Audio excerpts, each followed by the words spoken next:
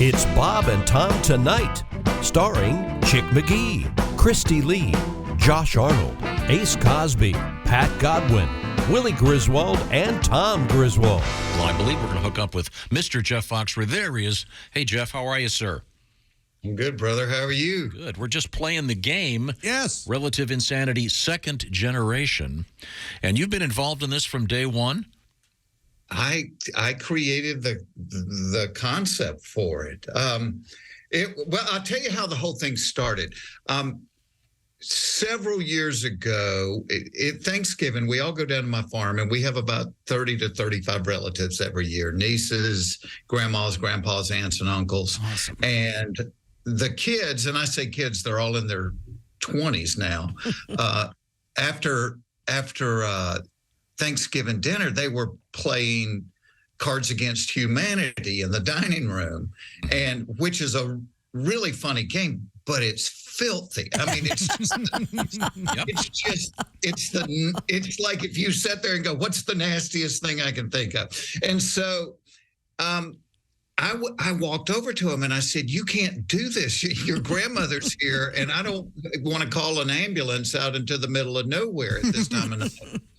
And I had the thought, well, there's got to be a game that'll make you laugh like this, that, you know, is PG, that things are insinuated, but you don't have to be dirty with it. And I went, my whole life, I got packs of note cards everywhere. And I went and got a pack of note cards, and I wrote 500 punchlines, things that just sounded funny. And I thought, all right, what does everybody have in common? Everybody's family's crazy. So I wrote 100 setups about relatives. And it was things like, right before we walked down the aisle, Daddy leaned over to me and whispered, blank.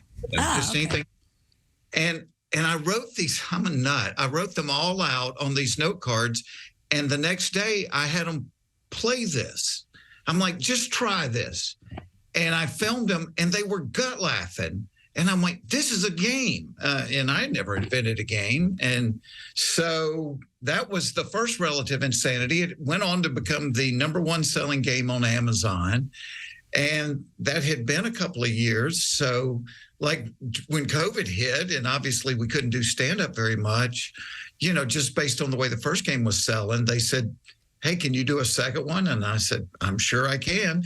And sat down and did the second version of this. And we actually played it at Thanksgiving, not with a note card version, with the real printed out version. And my family loved it. So I got a letter here. We were talking about it a couple hours ago, and someone already sent us this. Over Thanksgiving weekend, we played the new game that Jeff Foxworthy put together. Helpful hint. Empty bladder before playing, crazy fun and funny. So right there, you've got someone who's already played it, and it is perfect for the holiday season. Be a great gift because you crack it open and it gives you something to do. Sure. That afternoon, that evening, and that weekend. Once again, our guest is a distinguished comedian, Jeff Foxworthy, a man who has a mustache that we have discussed, has been on his face, I believe, since the last day of high school? Is that when you...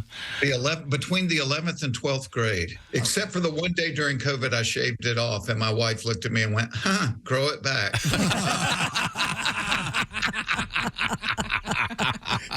And I think I like the fact that you're allowing it to be a distinguished adult gray. You're not one of those guys that has the jet black stash. You've embraced adulthood and aging. Well, yes, because like my best friend from the 5th grade on is now my manager, and we call him Krusty because he just will say what's on his mind.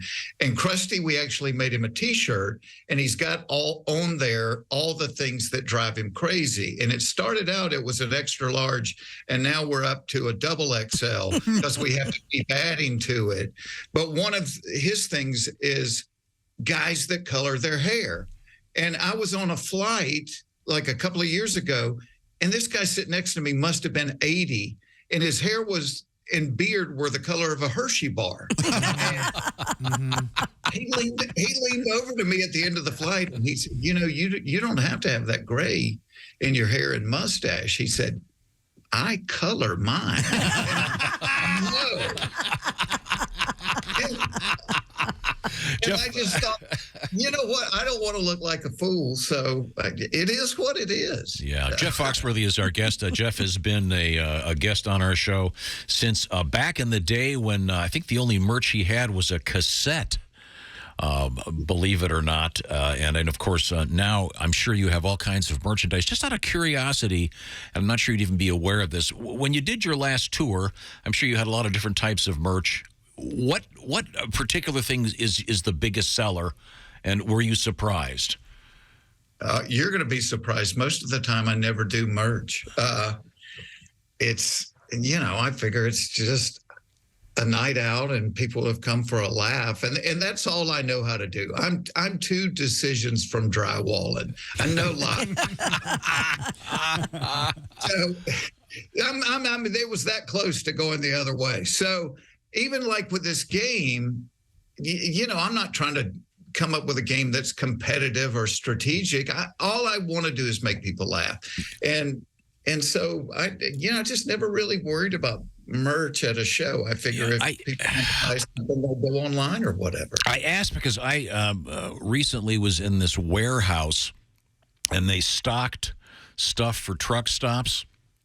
And one of the biggest things they sold was the Larry the Cable Guy lighter, which struck me as being rather humorous. But Jeff has... Or the Larry the Cable Guy, which was actually one of Larry's items, the edible underbreeches, which came in biscuits and gravy flavor. He made those. A classic Christmas gift. This is a much better idea. The cool thing about this game, once again, it's called Relative Insanity Second Generation. This is one of those things where you find out people you don't think are funny really can be funny, because you've kind of supplied the setups and the punchline, and the back and forth among people is what gets the big laughs. It's such a great idea. And as you said, family friendly. The best time that you have with your family and friends is when you're laughing. And so as they were playing it over Thanksgiving, like I was going, oh, wow, Aunt Rose knows how to read a punchline. She knows how to deliver it, and get the laugh off of it. So that was fun for me to watch there. And you know what? And let me say this, and you're going to cringe, but you guys have been having me on for decades and decades, and you do so much for comedians.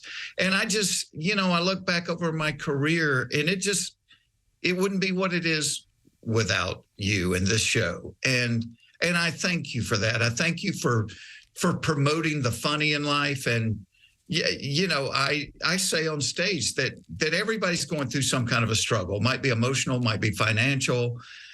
And I'm not naive enough to think that laughter makes people's struggle go away, but I do think laughter, it's like the release valve that keeps the boiler from exploding. Mm-hmm. And there's real value in it. And we're kind of at a time in this country where we don't laugh at ourselves very much. Everybody has to be right.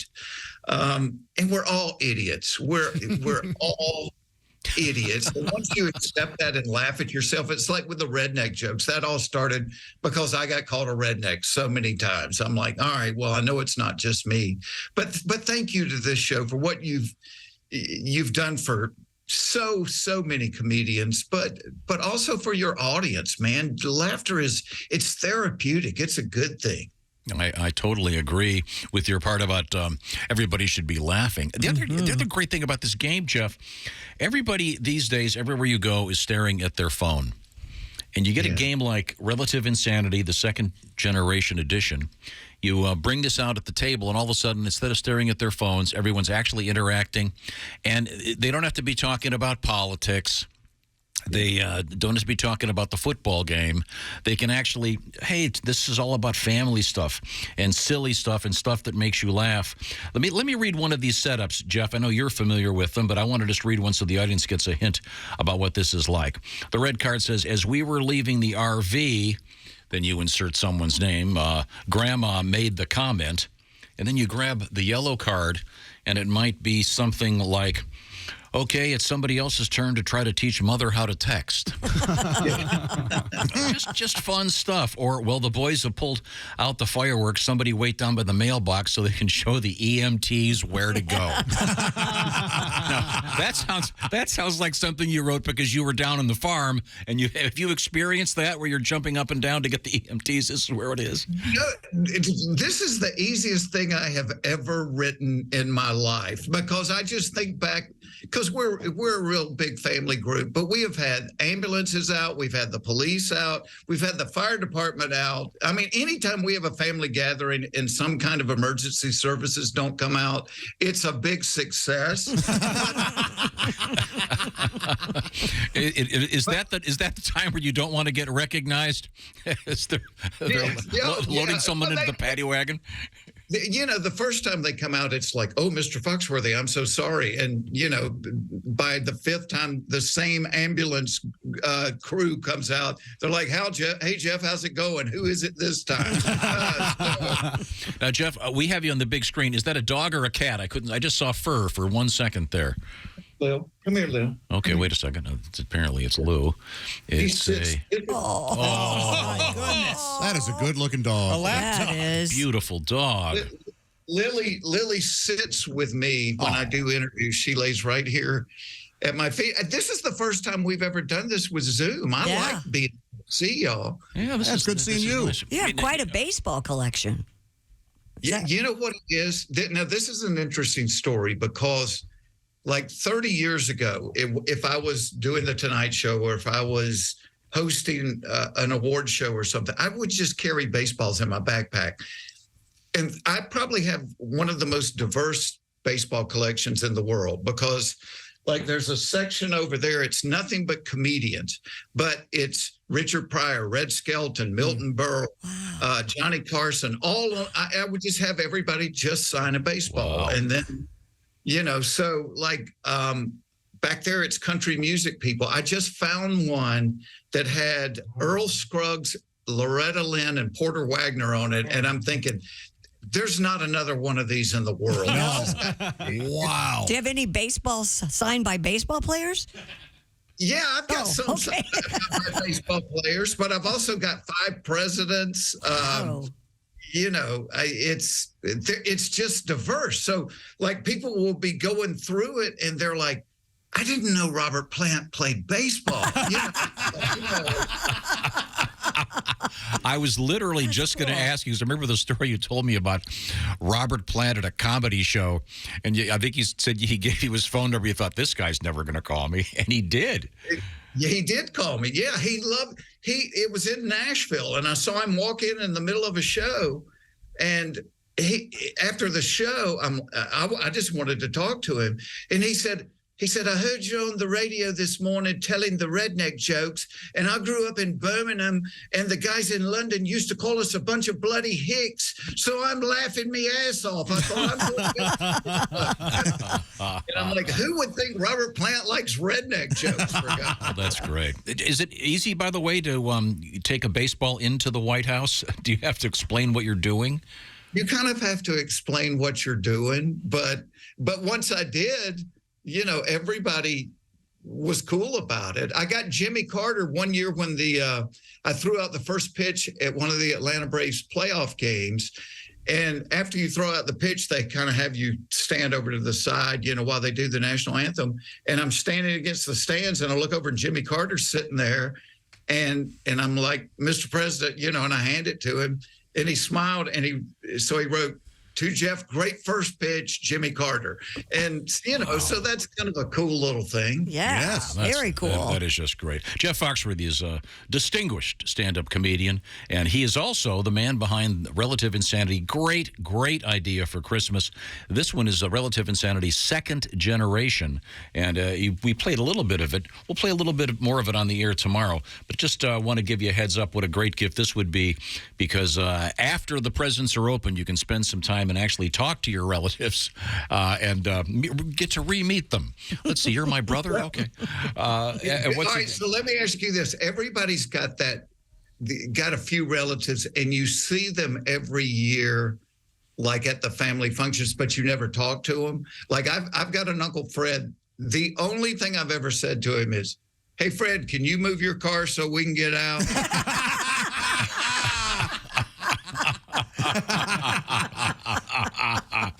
Jeff Foxworthy. Hey, Jeff, it's always a great pleasure. And Yes. stay in touch, and let's Zoom again sometime soon. And I am going to be getting a copy of Relative Insanity myself. It looks like a great game. Sure does. Thank you so much, Jeff. We'll see you soon. Happy holidays. Anytime. Happy holidays to you guys. Thanks for having me on. Well, what a beautiful dog. Oh, you're welcome, too. Jeff. Thank you, man. Merry Christmas. Take care. What a great game, though. And again, it'll take everybody away, because this is going to be the holiday season where, well, everyone's staring at their phones.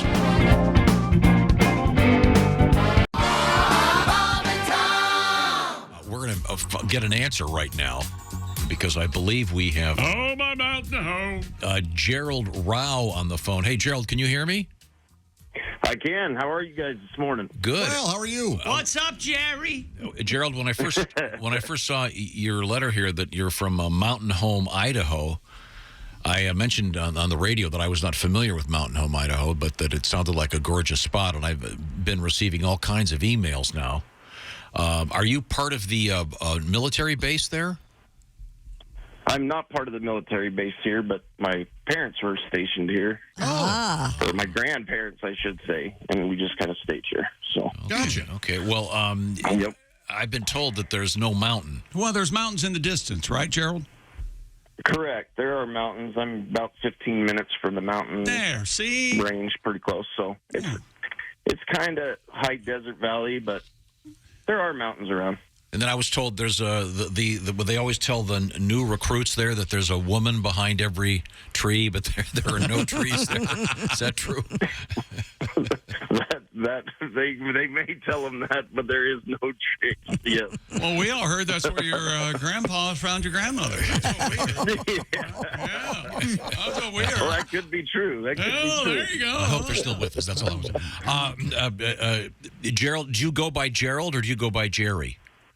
I go by Gerald. Okay, Gerald. very, very formal. We'll try to keep this formal and nice. And congratulations, you. By the way, you got 15 of 15 games last weekend in the Pigskin Pick'em, and of course, you will be presented with a beautiful, beautiful. What is it going to be, Christy? Is it a gigantic big green egg mini max, perfect for the holiday season? Wonderful. It's a beautiful gift. Now, Gerald, Perfect. did you know that you had 27 other people tied with you? But you had the first place tie picks by picking the Monday night or closest. So now you Okay, get time now for the Monday Night Football shoe-in of the week. Yeah, you could paint that big green Mini Max egg to look like a nice Fabergé Christmas egg. There you go. Yeah. That's a good idea. You could bejewel it. Yes. Yeah. What's your favorite football team, Jerry? I am a San Francisco 49er fan. Cool, His name is cool. Gerald. He doesn't go by Jerry. He goes Who's by your favorite porn star, Gerald? You like that Adriana Chechik? Oh, hey. She does the job. doesn't His she? wife might be listening. Okay, we've got San Francisco hosting the Tampa Bay Buccaneers, not just any Tampa Bay Buccaneers, but Tom Brady and the Tampa Bay Buccaneers. And they're getting 4 against San Francisco at Levi's Stadium there. Who do you like, San Francisco or Tampa Bay? Oh, I like San Francisco. Their defense is pretty tough this year. I think that's what I'm going to have to do, too. I'm going to take San Francisco minus the 4, hosting Tampa Bay. Also, Dallas Cowboys hosting their interstate rival, the Houston Texans. Houston getting 17. Wow. Who do you like, Dallas or Houston? Well, being a 49ers fan, I'm going to go with Houston in the 17. Okay, he takes Houston plus the 17. I take Dallas minus the 17. Why not? That right. It's the holidays. Living on Why the not? edge. You're darn right. Tennessee hosting the Jacksonville Jaguars. Jags getting 4. Who do you like, the Titans at home or the Jags? I like Titans. I do too. Tennessee minus the 4. I agree with him on that one. And the Detroit Lions hosting the Minnesota Vikings. Vikings getting 3 up there in the Motor City. Who do you like, the Lions or Minnesota? Ooh, I like the Lions. Yep, I do too. I like the Lions minus the 3. The only one we disagree on is Dallas. So I'll take the Lions minus the 3, Tom, and that's my double shot. Wow. Okay. Well, and I'm sorry. The first one, I'm confused in the very first one. San Francisco, Tampa. What was the spread on that San one? Francisco minus the 4 at home against Tampa Bay. Okay. Very And we good. both took San Francisco. Well, Gerald, congratulations once again. You're one of the few this season that has gotten all of the picks right. Nicely done. And we appreciate your playing, and I think you'll enjoy the Big Green Egg Mini Max. Do you have a big Christmas plans? Are you going to stay in Mountain Home, Idaho for the holidays? Yes, we'll be in Mountain Home. We got a bunch of family and stuff here, so. Oh, good. Nice. Are there any ski resorts near you? Yes, there's one right outside of Boise and one right up the road, about an hour, 20 minutes, Soldier Mountain Ski Resort. Okay, Gerald, remember what I told you in this case. Just say yes, you ski. Whether you do or not, just say yes. Tom will think the world of you if you say yes. So living that close to a great ski place, I know there's some great spots, of course, outside of Boise. I assume you're a skier? I'm a snowboarder. Oh. It's a shame, Gerald. We're going to have to take back the... You made a grave mistake there, my friend. Gerald, how long have you been smoking pot? Is that legal in Not Idaho? very long. Not very long. That was great. Now, is in Idaho, what are the regulations? Did you have the legal reefer there? No, we don't. Oh. We do not have the legal reefer here. No, I'm not suggesting. I don't imbibe myself. Do you have the illegal reefer in your house? Hey, don't be a snitch, dude. I'm not I being a got too snitch. much other stuff to worry about. Oh, okay. That's good. Oh, I see. Going through a divorce or something? Gerald Rao is calling us from Mountain Home, Idaho. Do you have a dog, Gerald? I do. I have 2 dogs, actually. A little Chihuahua Poodle mix and a Black Lab. Oh, cool. All right. Boy, I hope the Chihuahua was the father in that. I was just going to say. I'm sure it's a toy poodle, you nincompoops. What does the Chihuahua Poodle mix weigh? He's probably about, I don't know, 3-4 pounds, probably. Is he yippy? Is he a yippy dog? Gotta be. For a small dog, no, he is not a yippy dog. Okay. Which is very shocking. It's if he does shivery. bark, you better pay attention. Yappy. Oh, okay. All right. That's great. Can I ask the names of your dogs? We have the Liam, which is a little Chihuahua Poodle, and then Drake, which is my hunting lab. Aw. Oh, Drake. Yeah. Is that because he's like a duck dog? Well, he started as a Correct. puppy. Now he's here. Absolutely. That was good, Josh. Thank you, man. Wait a second. I didn't get Josh's. It's the rapper Drake. I don't think it was for you. Oh, you're definitely not. Definitely not. Okay. Well, you forgot about Lee. Gerald, I believe I'll be in the Boise area at the end of February. You going to come see me?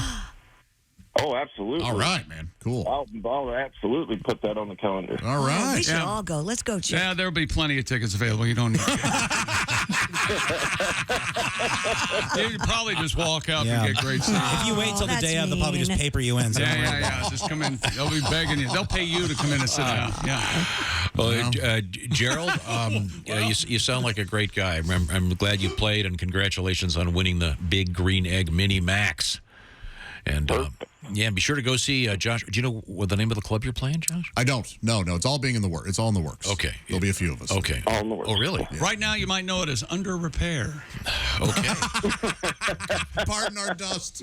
Now, let me ask one more question. You sound like a very knowledgeable football fan. Is there a game that you think Chick is probably should have picked but didn't? Oh, good question. What are you doing? Because the talented people that make the spreads just missed out on this one?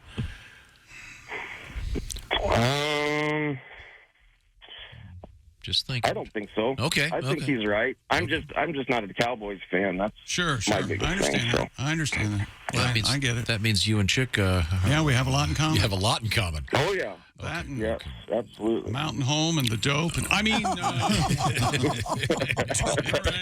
right. Okay. Gerald, Rao, thank you very much. Have a great day, Gerald. Appreciate you, Gerald. See you, dude. Thanks for Thank getting you up guys. early. Appreciate it. Happy Merry Christmas to all holidays. ya. Oh, Okay. thanks, man. You too. Merry Christmas. Nice guy. Barry.